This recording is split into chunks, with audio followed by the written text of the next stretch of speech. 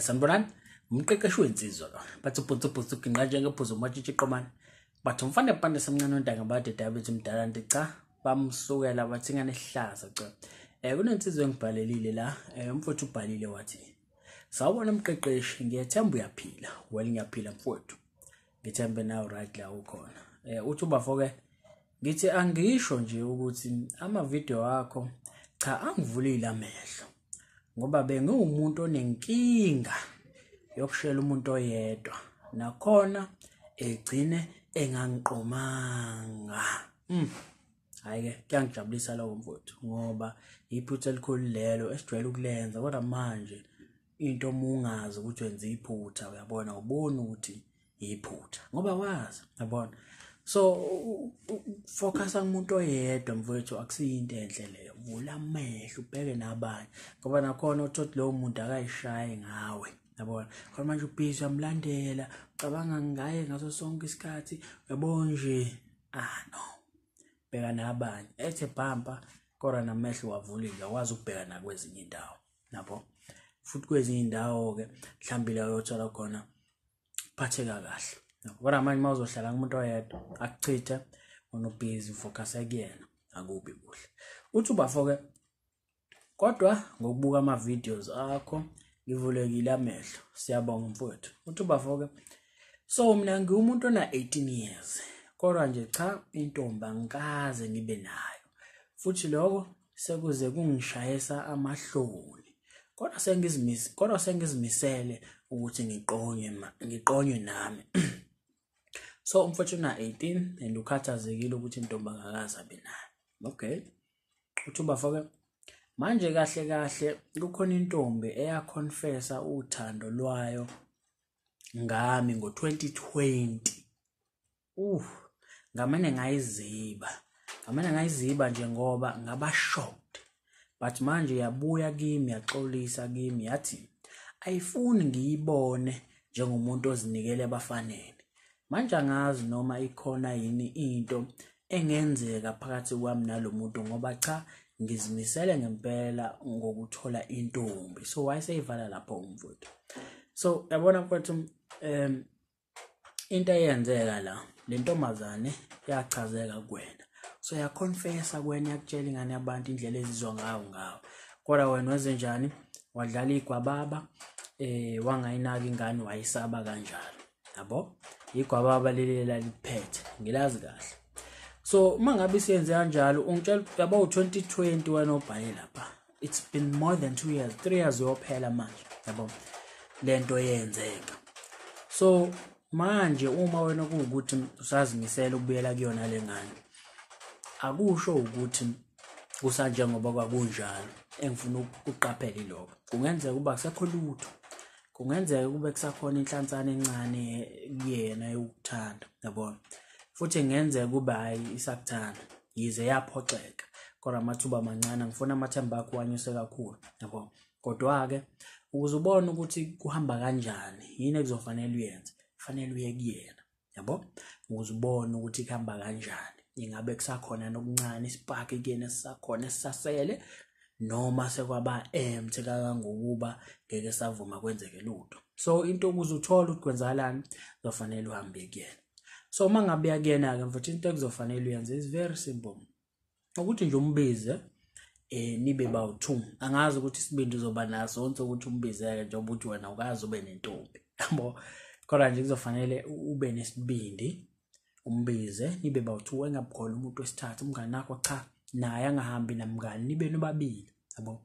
So kuba ukuthi nje uyambingelela nezixoxele nje kancane kodwa manje bese uhlala udabeni uyasuyamtshela ke manje njengoba ngibizele la umchazele nje ukuthi hayi uyaxolisa kakhulu ubufuna nje ukuzoxolisa kuyena ngesenzo sakho wasenza 2020 kwaze kwakudala.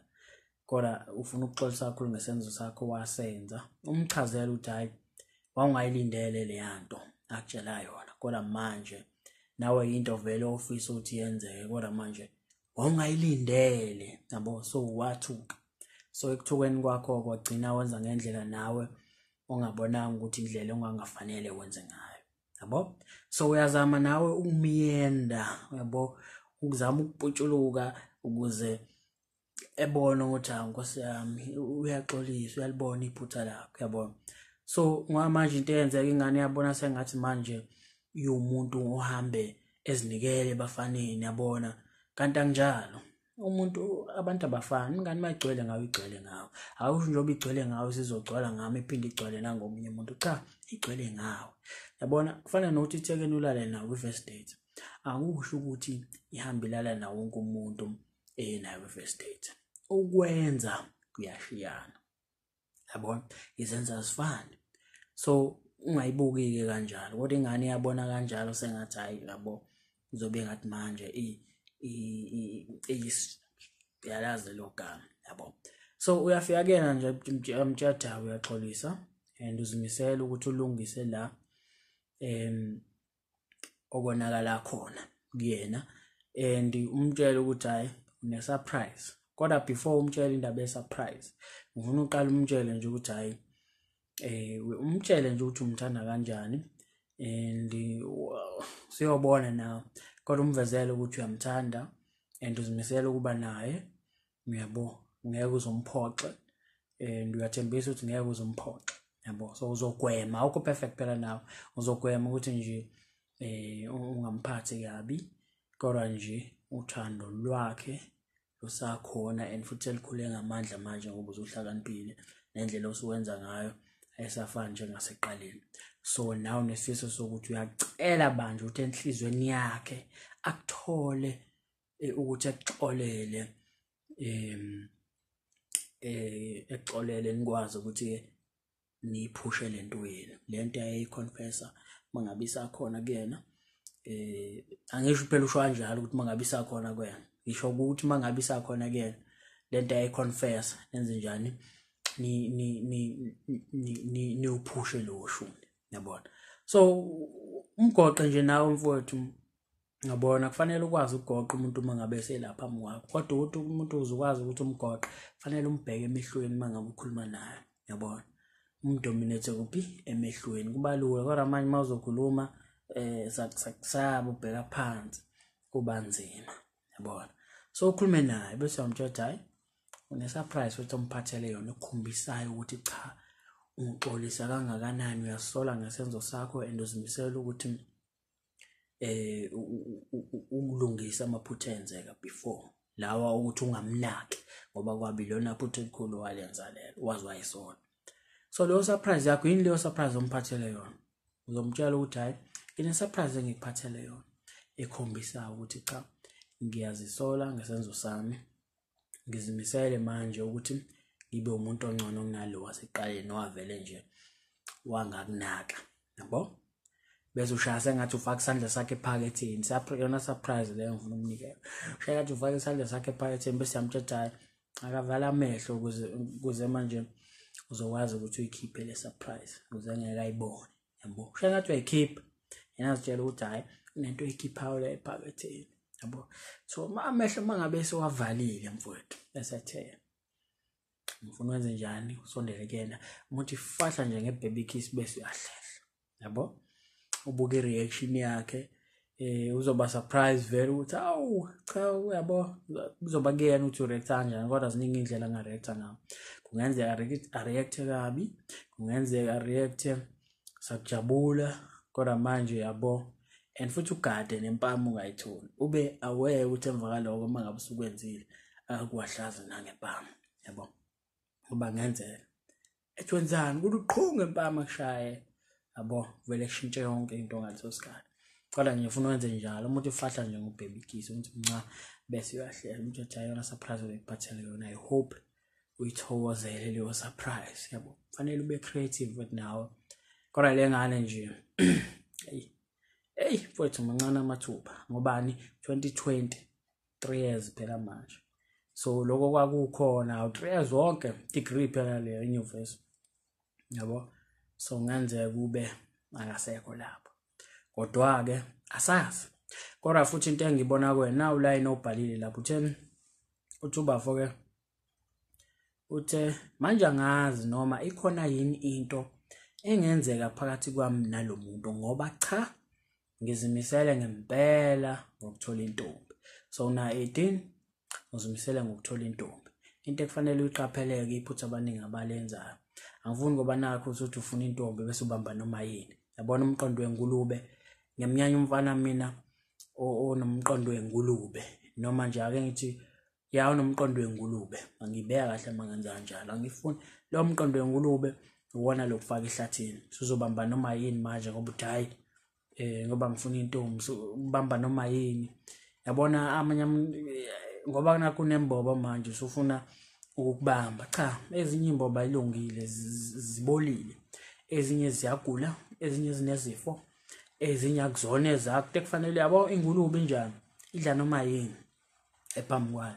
So nawe ungathi manje ngoba uzofuna intombi usubamba nanoma yini, cha, sikhombisa ukuhlonipha, sikhombisa ukuzithanda. Yabo khona amatheke nje ngisho ngathiwa sekhala inyembezi ayafika endlini yakho kodwa uthi cha ngeke ngize ngikwazi. Ngobani? Uyazihlonipha nawe njengomuntu, akufanele phela ubamba noma yini impemu, cha ngiyaphikisa leyo. So ngithi ngikuxwayise lapha ngoba ngibona line wakho lo ubhale lapha ngasekugcineni uthi uzimisela ukuba nentombi kodwa manje akusho ukuthi kufanele ubambe noma yini ukukhombisa uba desperate. Yabo ngoba manje uzoba nenkinga, ngeke uze ulast. Kufanele ukhombiseni ukuzihlonipha, wayibamba lapho mfowethu ngoba uyibambe kahle kakhulu. Kanti futhi into ekufanele uyiqaphele usana 18 years, usamncane mfowethu, ungakuphathi kabi ukuthi awukakabi nayo intombi usazozithola, uqhubeke nje uloku uphosa. Kodwa phela kufanele ukhumbule ungabe usufocusa kakhulu entombini ugcina usukhohlwa izinto ezingathuthukisa impilo yakho. Uma ngabe uyinsiza kufanele ube ne-purpose, ukuze makhunywa nge-purpose kufanele ube nenhloso. Njengoba mhlawumbe usasesikoleni ukuthi angazi noma usafunda noma kwenzakalani, kodwa uma umuntu ufanele ube nento oyiphilela ngaphandle kwabantu besifazane. Ngabe usufocusa kubona kakhulu energy yakho yonke, lethe mhlambe 70% wonke wohle kubantu besifazane, wohle kubantu besifazane, 30% ugazekile nje kuzo zonke izinto ezinye empilweni yakho. Cha, 70 or 80% fanele bese ekuthenini ufocus entweni ezothuthukisa impilo yakho. Then lokho kunye oku-20% songachaza-ke mhlawumbe 5% iy'ntombi. Yabo futhi iy'ntombi uzithola kakhulu uma ungafocusile kuzona. Yabo lo focusa kuzona njalo akawini. Khona umjida mhlawumbe nawo umaziyo oshela njalo kodwa njalo akaqonya. Indaba focus yakho uhlezi focus emantombazaneni. Yabo so ileyo nto kufanele uyiqaphe sana 18 years. Ngeke ngithi mina imasela yakho kufanele ikhule mfowethu, ibe strong ngokwanele, ungajahi ukuyisebenzisa ingakakhulu kahle ngoba manje uyothi usuno-30 kade yaqala ukusebenza ingakakhulu ngokwanele. Yabo kodwa nje ngithi angikuvezele lapha, kodwa nje lapha kulethekeni mfowethu mancane amathuba. Kodwa-ke awenze njengoba ngisho, umnikeze funa le surprise, sibone ukuthi ureact kanjani, ugade impama ungayithuli. Yabo so-ke uma wenze kanjalo mfowethu, hayi ngiyakuthembisa ukuthi hayi amathuba okuphumelela akhona mangabe kusakhona nakuyena. Yabo kodwa nje iba nesibindi, ngeke aze akudle, ngeke aze akulimaze, ngeke aze akwenzeni, mbheke emehlweni ngqo. Kuzoba nzima njengoba ngisho ukuthi njengoba usaqala uthi una 18 awukazi ube nentombi, uma ngabe seyela phambi kwakho. Yabo lolu uvalo lolo kufanele ukwazi ukulicontrol, otherwise ngeke kuze kulunge. Yabona uvalo uma ngabe uyigwala, uvalo mfowethu akho umuntu ongenalo uvalo, sonke uvalo sinalo. Kodwa kufanele wenze njani? Ufanele ukwazi ulimasterish, ukwazi ukuthola indlela nawe kusebenzelayo ukuthi hayi ngiyakwazi ukuthi nje ngilamukele. Yabona mina uvalo nje makutshela ngami ngiyamala ukuthi vum liphakama, ngiyali-acknowledge ukuthi hayi selukhona. Yabo it's normal, ngingazama ukuliphikisa ngathi ngiyalidindezela ngathi anginalo, cha lukhona. So manje mangabe nginovalo kusho le nto kufanele ngiyenze, kufanele ngayenzi yini ngoba phela kufanele ngiyenze leyo nto. Yabo so ngiyathemba ngizwa mfowethu andizokwenza ngendlela efanele. So mangabe unesifiso-ke sokubhalela umqeqeshi wensizwa ungambhalela ku-email ethi umqeqeshi-wensizwa@gmail.com. Uma nje ufisa mina nawe sibonisane ngodaba lakho, ukhumbuleke mfowethu ukuthi umqeqeshi wensizwa ikhala injabulo. Sho mfowethu.